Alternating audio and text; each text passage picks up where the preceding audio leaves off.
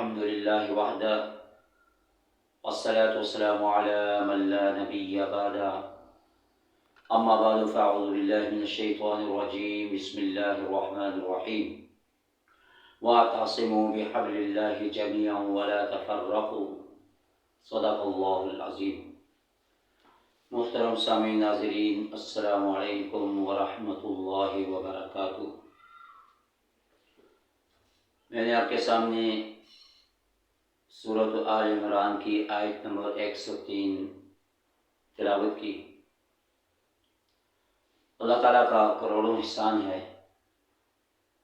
اس اللہ رب العالمین نے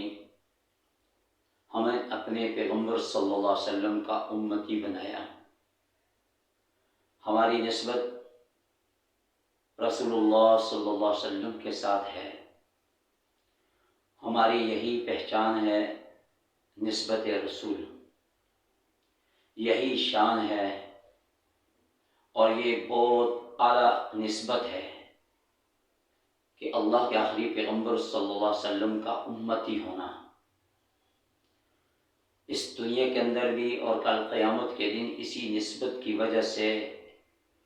پیغمبر صلی اللہ علیہ وسلم کی شفاعت کا حقدار بنے گئے۔ ام المومنین اماں صدیقہ رضی اللہ تعالی عنہ اپنے حجر مبارک کے اندر رات کی تنہائی میں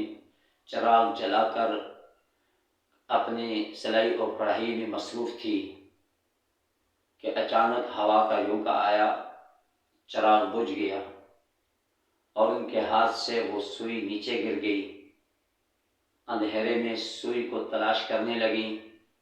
سوئی ملی نہیں۔ تھوڑی دیر گزری، اللہ کے پیغمبر صلی اللہ علیہ وسلم حجرہ مبارک میں تشریف لائے تو آپ کے چہرے انور کی روشنی اس قدر تھی کہ وہ حجرہ مبارک روشن ہو گیا،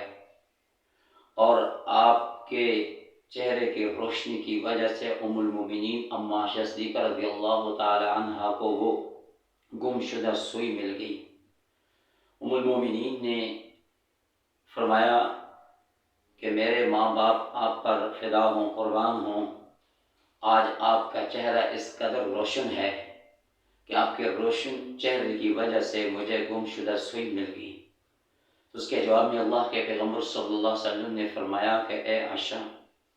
یہ چہرہ تو کل قیامت کے دن اس وقت دیکھنے کے قابل ہوگا کہ جب میرے امتیوں کو گم شدہ راستہ جنت کا مل جائے گا، کہ اس چہرے کی نسبت سے میرے امتیوں کو جنت کا راستہ ملے گا۔ تو یہ آج ہمارے لیے قابل فخر، قابل لائق بات جو ہے وہ صرف اور صرف نسبت رسول ہے۔ ہم نے اپنی پہچان کو، اپنی نسبت کو نہیں پہچانا کہ ہم کس عظیم پیغمبر کے امتی ہیں، کہ وہ عظیم پیغمبر کہ جو اس امت کے لیے کس قدر تکلیفیں اٹھاتا رہا۔ ایک موقع پر اللہ کے پیغمبر صلی اللہ علیہ وسلم نے صحابہ کو مخاطب کر کے فرمایا کہ میرے صحابہ، تم بڑے خوش قسمت انسان ہو کہ تم نے میرا زمانہ پایا ہے، کہ تم نے اسلام قبول کیا، اور میں تمہیں ایک مرتبہ مبارکباد پیش کرتا ہوں۔ پھر ارشاد فرمایا کہ میرے بعد میرے بھائی بندے آئیں گے، اور یعنی ہم جیسے گناہ گاروں کے لیے، کہ میں اپنے ان بعد میں آنے والے بھائیوں کے لیے فرمایا کہ میں 7 مرتبہ ان کو مبارکباد پیش کرتا ہوں۔ پھر آپ نے اپنے اس جملے کی تفصیل بیان فرمائی کہ فرمایا کہ میرے صحابہ، تم نے میرا زمانہ پایا ہے، میرے صحابہ تم نے قرآن کو اترتے ہوئے دیکھا ہے، میرے صحابہ تم نے چاند کو 2 ٹکڑے ہوتے ہوئے دیکھا ہے، میرے صحابہ تم نے آفتاب زبروں کو آفتاب بنتے ہوئے دیکھا ہے، میرے صحابہ تم نے قطروں کو سمندر بنتے ہوئے دیکھا ہے، میرے صحابہ تم نے آسمان سے قرآن اترتے ہوئے دیکھا ہے، میرے صحابہ تم نے میرے معجزات کو دیکھا ہے، اور والضحیٰ والا چہرہ دیکھا ہے، واللیل والی زلفیں دیکھی ہیں، اور الم نشرح لک صدرک جیسا سینہ دیکھا ہے، وَإِنَّكَ لَعَلَىٰ خُلُقٍ عَظِيمٍ جیسا میرا اخلاق کو دیکھا ہے، اور پھر اس کے بعد تم ایمان لائے ہو۔ لیکن میرے بعد میرے وہ امتی کہ جنہوں نے نہ آسمان سے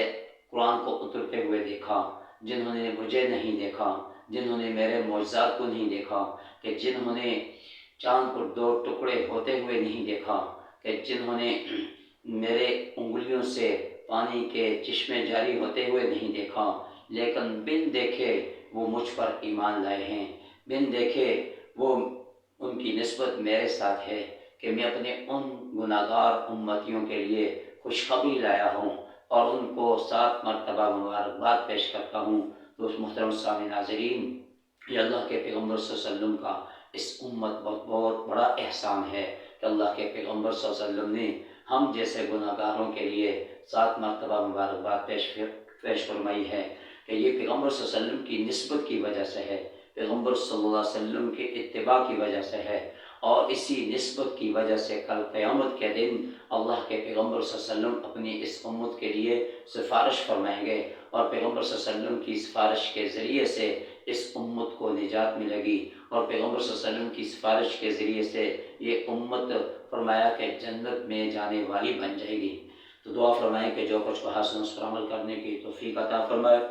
وآخر دعوانا ان الحمد للہ رب العالمین۔